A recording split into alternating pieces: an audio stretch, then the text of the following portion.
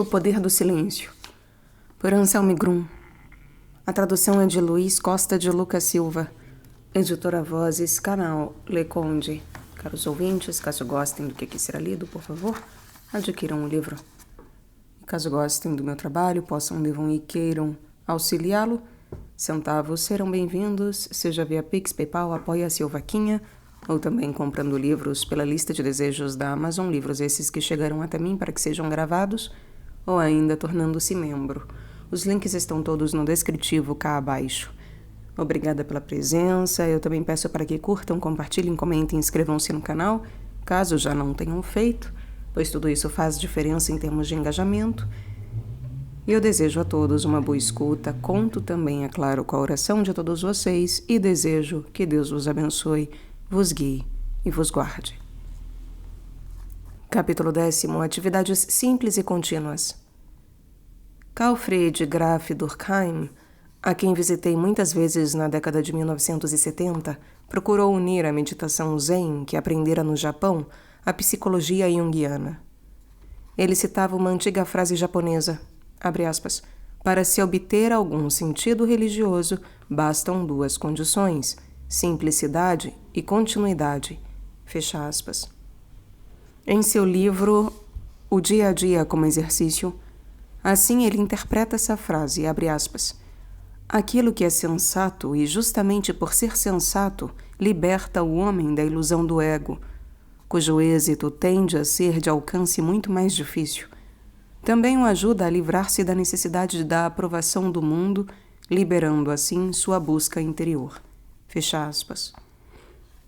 Complementando, ele apresenta numerosos exemplos de como pode ser plenamente simples um caminho para o interior do ser, para o silêncio interno e para se libertar do ego.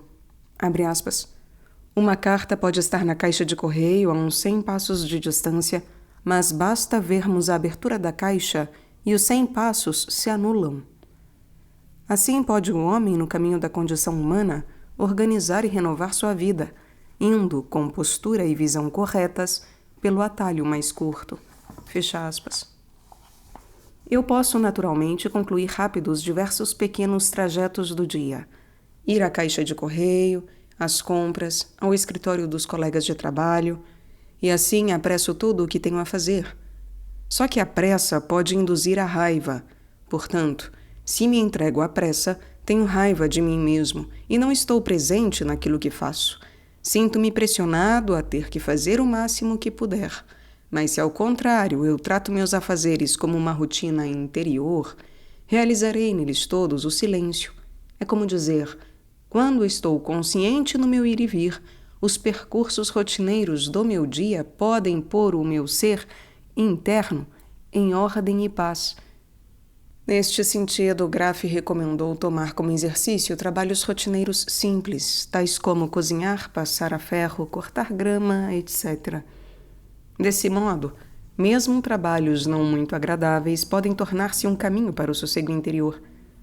Quando faço limpeza nos meus aposentos, posso esquecer-me de mim completamente. Assim, ponho ordem não só no meu ambiente, mas também em mim mesmo. A atitude interior influi muito nesta prática. Se me entrego plenamente à atividade, sem ficar pensando em muita coisa, essa repetição rotineira simples me leva ao silêncio. Mas o objetivo de Durkheim, no emprego da rotina diária como exercício, não é só a realização do silêncio. A meta final é livrar-nos do ego. É este o verdadeiro caminho rumo ao silêncio, porque o ego é sempre barulhento e falastrão, jamais sossega, porque está sempre querendo algo. Para Graf, a meta do caminho é ir ao encontro da essência interior, o que ele chamou de vida a serviço do ser. A essência, o ser, deve revelar-se em nós. O ego, que ecoa o tempo todo, não deve mais obstruir esta essência. Abre aspas. O exercício do caminho interior é, antes de tudo, o trabalho de descerrar o ego para possibilitar a realização interior da essência pela qual o ser se manifesta. Fecha aspas. Para muitas pessoas, correr é um bom modo de alcançar o silêncio, mas é preciso saber como correr. Se eu me propuser a aumentar a cada dia a minha distância e velocidade, vou ficar sob pressão o tempo todo. Mas se eu simplesmente deixar a corrida fluir, poderei correr livremente de qualquer influência. Assim, posso ligar o movimento uniforme a uma palavra de meditação, ou simplesmente me deixar levar pelo movimento. Isto logo me leva ao equilíbrio interior e ao silêncio. Uma senhora me falou sobre o seu plano de percorrer a cada dia um trajeto diferente, de modo a evitar a monotonia. Mas, assim ela pode se dispersar e sentir-se sob pressão. O melhor é percorrermos sempre a mesma rota, ignorando a curiosidade, deixando-nos apenas levar pela corrida e esquecendo-nos de nós mesmos. Esse autoesquecimento nos livra dos devaneios. Não presto atenção aos quilômetros que percorro. Na verdade, fico todo entregue ao ato de correr. Absorvo a natureza que me circunda, o sol que desponta, o vento, o suave aroma da manhã, o perfume da mata, os prados, os campos. Torno-me um com a natureza, um com a corrida, um comigo mesmo. Para outras pessoas, o ciclismo é um bom caminho para o sossego. Também neste caso, há uma repetição de movimentos que ocorrem quase mecanicamente. A entrega a um movimento uniforme me leva ao sossego. O ciclismo pode ser visto como um símbolo direto de vida, da vida. Justamente quando há dificuldade e tenho que me esforçar, posso visualizar uma imagem das montanhas, internas e externas, com que tenho que lidar no dia a dia. Quando entramos numa crise, quando tudo se nos torna difícil, é preciso ampliar a confiança.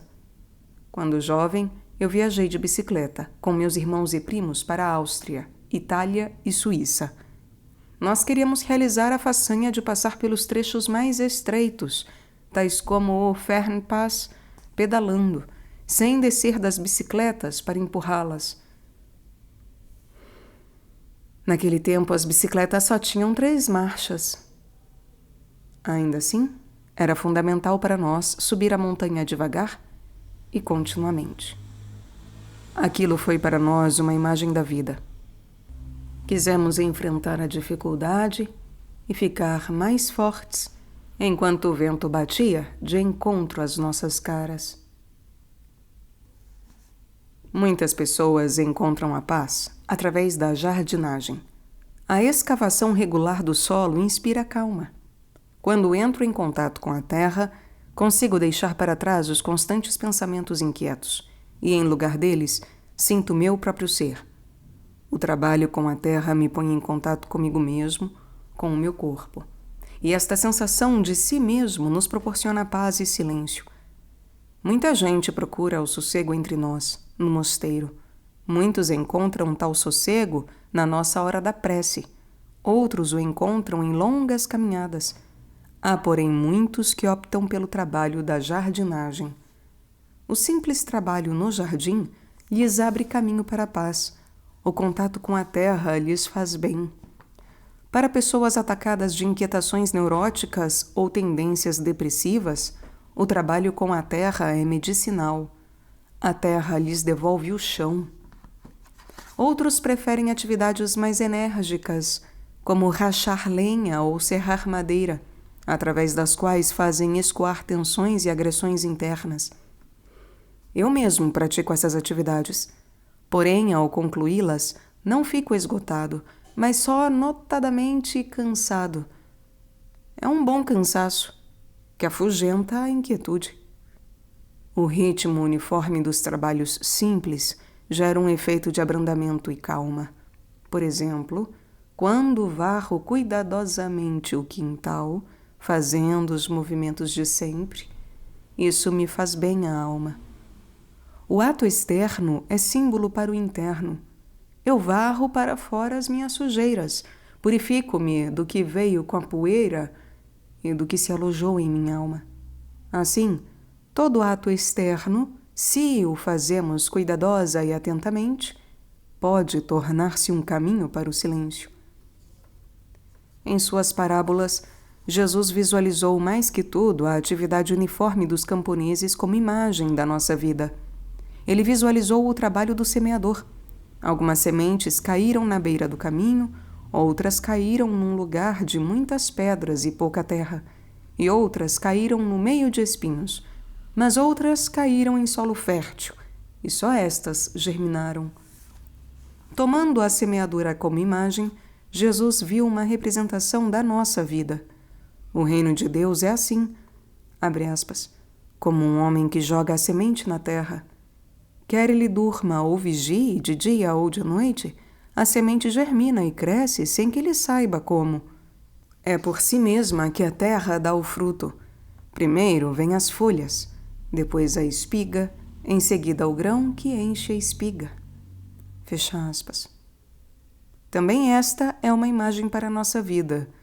No campo da nossa alma cresce o fruto da fé sem que nos demos conta. Podemos aprender com Jesus a enxergar nosso trabalho exterior como reflexo do trabalho interno em nossa alma e tudo o que acontece à nossa volta como reflexo da nossa relação com Deus. Jesus foi, sem sombra de dúvida, um observador. Observando a videira, fez dela uma imagem da nossa relação com Ele. Observando a porta, viu a imagem da dificuldade que costumamos ter para alcançar o nosso ser interno. Jesus olhou para a porta e disse que os ouvintes encontraram novamente um caminho para dentro de si mesmos e a chave de seu coração. Assim, tudo o que fazemos e observamos pode tornar-se uma imagem do nosso caminho interior, do caminho da transformação, uma demonstração de que o Espírito de Deus pode, cada vez mais fundo, permear-nos o ser e nele estabelecer-se. 11. Liturgia e silêncio. Muitos cristãos costumam participar do ofício religioso com o espírito inquieto e não encontram o que procuram. Muitas vezes essa inquietação tem algo a ver com seu desequilíbrio interior. Porém, mesmo pessoas equilibradas que têm sensibilidade para o silêncio costumam tê-lo em falta em meio à liturgia. Neste caso, não cabe questionar quanto ao tempo a ser destinado às pausas de meditação, e sim quanto à qualidade do ofício como um todo. Ele conduz ao silêncio e a Deus? Não é verdade que muitos sacerdotes e fiéis ocultam, sob uma constante agitação, a sua falta de alcance ao silêncio? Pessoas sensíveis percebem se um ofício celebra a realização do silêncio ou a dissipação e o vazio interior.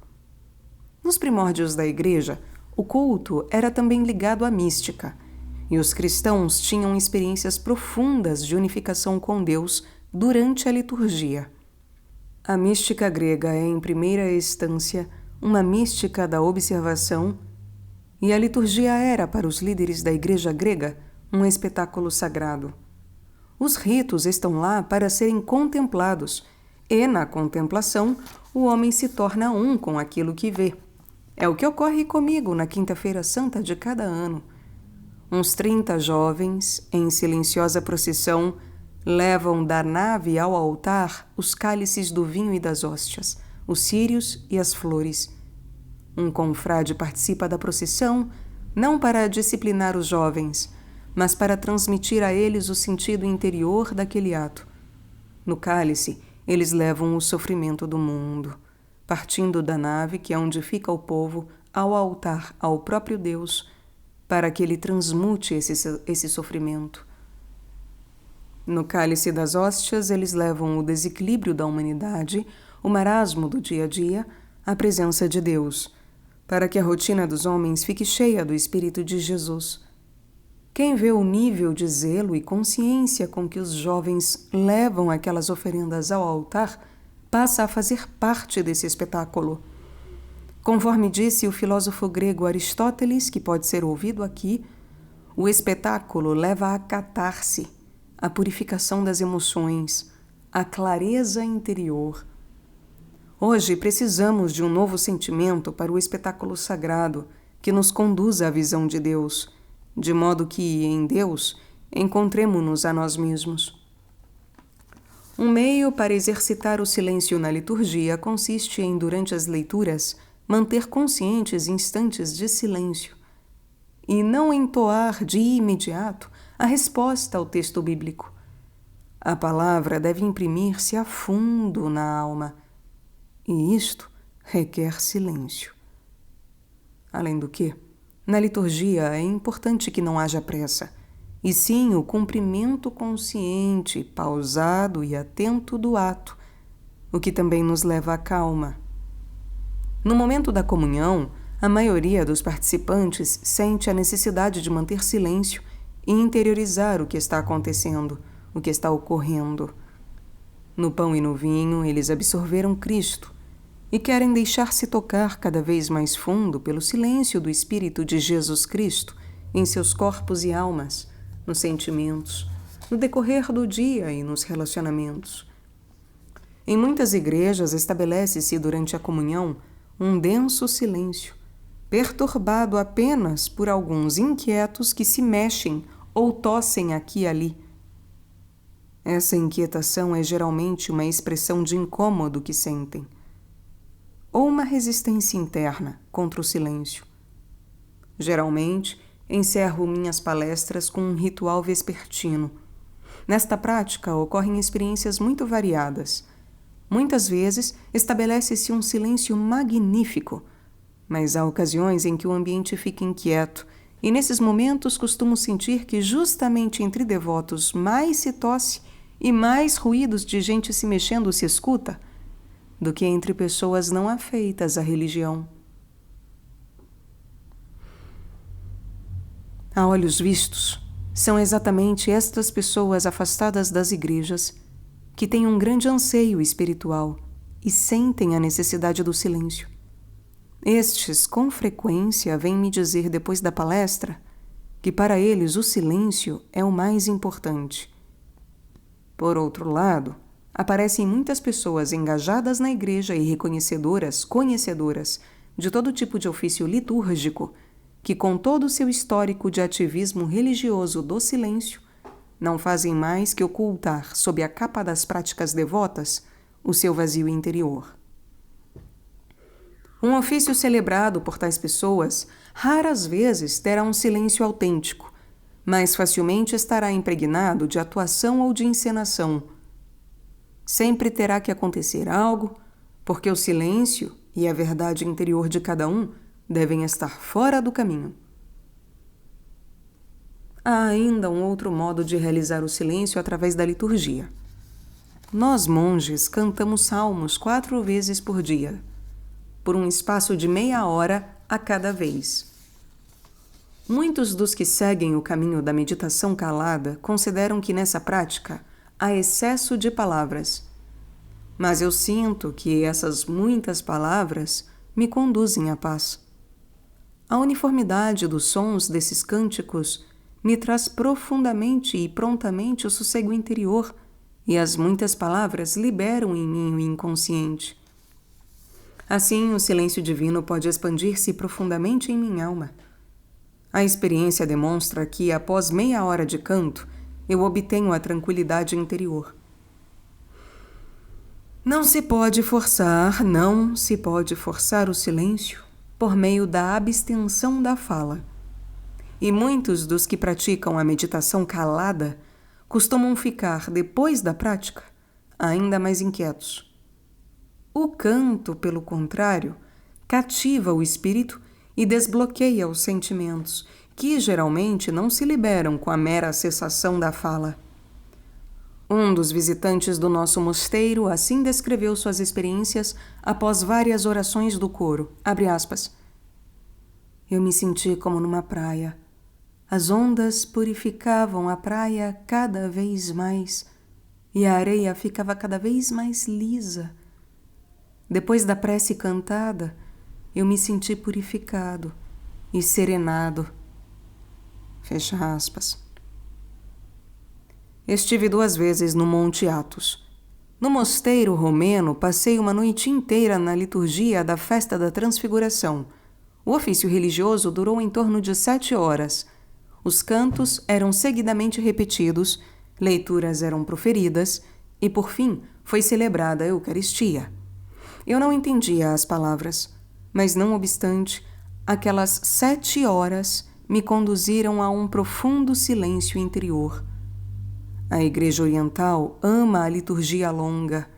Eles consideram que não podemos estar atentos o tempo todo, mas acreditam que o longo tempo de canto e prece retira o homem da sua rotina sem sossego e leva-o a um outro mundo, ao mundo de Deus.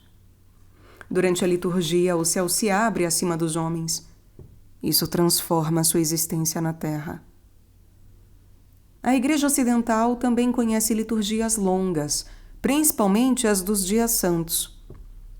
Durante 25 anos, estive ligado ao trabalho com a juventude e na noite de São Silvestre, Ano Novo, a partir das 21 horas, celebrávamos um ofício que costumava demorar umas 7 horas. Lá cantávamos, calávamos, dançávamos. Em procissão, cantando sempre um mesmo mote, percorríamos a grande igreja da abadia. A nossa entrega a tão longa liturgia nos levava ao sossego e, ao mesmo tempo, à alegria interior. A noite de Páscoa, na igreja da abadia, costuma durar 3 horas. Mesmo quando não estou continuamente atento ao ofício, sinto que essas 3 horas produzem algo em meu ser.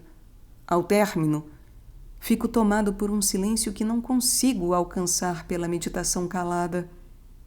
Naquele estado, estendo-me a todas as alturas e profundidades ao alcance da condição humana. A luz do Cristo adentra todos os abismos sombrios da minha alma. Estou em paz comigo. Sou um comigo, um com Deus, de bem com a vida. Em muitas paróquias, não se pode ter ofícios com mais de 45 minutos, porque os participantes começariam a ficar agitados. E, naturalmente, há também muitos cultos cujo tempo é estendido artificialmente. Mas, quando já não se tem ânimo para dedicar algum tempo ao serviço de Deus, também não se pode esperar que algo progrida. Ali não ocorrerá silêncio algum, e o visitante de fora achará que nada mais se realiza além de um dever. Precisamos ter espírito ativo para que possamos recuperar em nossas igrejas ocidentais a normalidade do tempo reservado ao serviço a Deus. Assim, o ofício voltará a nos trazer a experiência do silêncio, e nós entenderemos por que, para a Igreja em seus primórdios, a mística se estendia ao culto. No mistério da liturgia, o mistério de Deus está presente. Nós somos iniciados no mistério do amor de Deus. Na liturgia, é retirado o véu que tudo cobre, e podemos captar uma visão do invisível, do mistério, do Deus inconcebível. Resumindo, muitos caminhos conduzem ao silêncio. Cada um de nós deve escolher aquele que lhe convém, e neste sentido precisamos perceber a tendência natural da nossa própria alma. Além de tudo, o caminho para o silêncio não é sempre agradável, e o silêncio não é sempre confortador. Ele também nos confronta com a nossa verdade pessoal, e só quem tem coragem para assumir a sua própria verdade pode seguir o caminho que leva ao silêncio, e então vivenciar neste caminho a paz interior. Se solicitamos o silêncio, não o obtemos de imediato. Diversos recursos se revelaram eficazes como auxiliares na busca do silêncio. Entre eles há o caminho da natureza, a procura por lugares silenciosos, a meditação, a leitura, os rituais, as atividades simples e contínuas que nos levam ao sossego. No entanto, todos esses caminhos só me possibilitam o encontro do silêncio se me proponho interiormente a aceitar tudo o que venha a mim. Tudo deve ser permitido. Eu nada reprimo, nada avalio. Eu deixo estar e entrego a Deus. Só com este princípio eu posso me aventurar ao silêncio e vivenciá-lo como terapêutico e libertador. Portanto, além dos caminhos que levam ao silêncio, Também são necessárias atitudes muito bem definidas. Se alguém fica o tempo todo se condenando porque a imagem que fez de si mesmo não corresponde à verdade, ou porque, quando criança, lhe foi incutido que ele não era como devia ser, então lhe será difícil chegar ao silêncio, seja por que caminho for, pois cada caminho que venha a tentar será acrescido de medo. Logo, devo me permitir interiormente ser tal como sou. Assim, realizarei o silêncio como algo saudável. Ele não virá apenas para me embalar com sentimentos de salvação e de estar em casa, mas também para me transformar. Ele me transforma porque trago comigo a minha verdade, e ela, no silêncio, estende-se a Deus. A tradição espiritual faz distinção entre a supressão da fala e o silêncio. Calar é um ato que pratico para tornar-me silencioso, de modo a encontrar minha verdade. Já o silêncio é um elemento em que me introduzo. Calar é um ato que pratico para tornar-me silencioso, de modo a encontrar a minha verdade, e já o silêncio é um elemento em que me introduzo. A respeito do calar, escrevi principalmente no meu livro As Exigências do Silêncio, no qual parto das experiências dos monges em seu caminho ascético. Para os monges antigos, a supressão da fala era tida como um caminho para o encontro de si mesmo, para a libertação e para a unificação com Deus. No livro em questão, considerei a importância de partirmos deste conceito que nos apresenta do silêncio. Nós não precisamos fabricar o silêncio. Ele vem a nós. O que temos de fazer é procurar aqueles lugares do silêncio e praticar os caminhos espirituais que nos conduzem ao nosso espaço interno do silêncio, porque todos os espaços exteriores do silêncio, tais como a natureza, os lugares de poder, igrejas, bibliotecas e salas de concerto, apenas nos fazem lembrar de que já existe dentro de nós mesmos um lugar do silêncio. Este é um lugar de cura, e procurá-lo dentro de nós nos faz bem. Aquele que está em contato com esse espaço interior é um homem silencioso. Perto dele, sentimos-nos bem. Junto dele, nós também nos tornamos silenciosos. Costumo perceber em palestras e muitas vezes também em ofícios litúrgicos pessoas que não conseguem ser silenciosas. Eles obviamente não declaram, mas trazem consigo um total desassossego. Certa vez, durante um ofício, encontrei um padre que, apesar do silêncio à sua volta, só emanava inquietação. Fiquei com pena dele e desejei que, através de toda a sua prática religiosa, ele pudesse encontrar um caminho para si mesmo e para seu espaço interior do silêncio. Não me preocupo em recomendar qualquer exercício de contenção da fala ou método de meditação. Prefiro verificar o que faz bem a cada um, no sentido de possibilitar-lhe o ingresso em seu espaço interno do silêncio e de que modo o silêncio exterior pode guiá-lo ao encontro do interior. O mesmo desejo a vocês, queridas leitoras, caros leitores. Desejo que, lendo este livro, tenham a experiência do contato com seu espaço interior.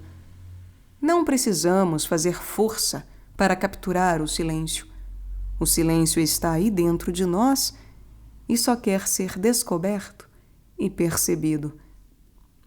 Muitas pessoas me perguntam, ao final de minhas palestras, como poderiam vivenciar esse lugar interior do silêncio ou como achar uma entrada para ele.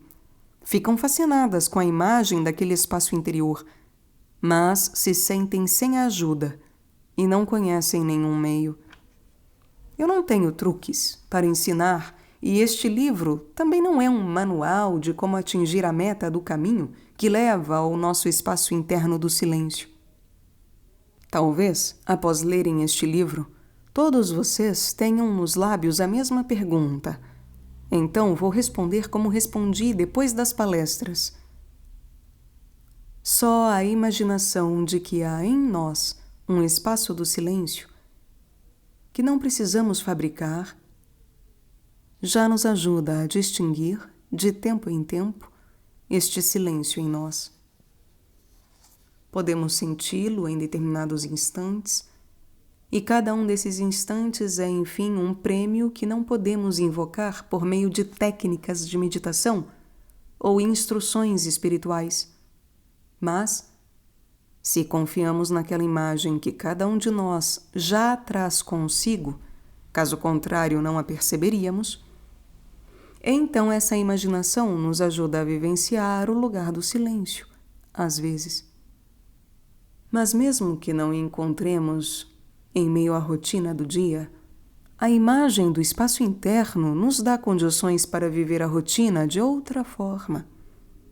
Sabemos então que, por trás de todo barulho interno e externo, o silêncio já está em nós. Não precisamos de técnicas complicadas. Basta a lembrança daquele lugar interior para nos proporcionar plena liberdade e também pleno silêncio em meio ao tumulto do dia a dia. Eu desejo que vocês, em meio a tudo o que fazem, lembrem-se desse espaço interior do silêncio e que, através desta lembrança, sintam-se livres da pressão das expectativas que pululam ao redor. E desejo que, em meio à inquietação, confiem nesta âncora do silêncio, que lhes dá estabilidade em meio às ondas e marolas das suas vidas.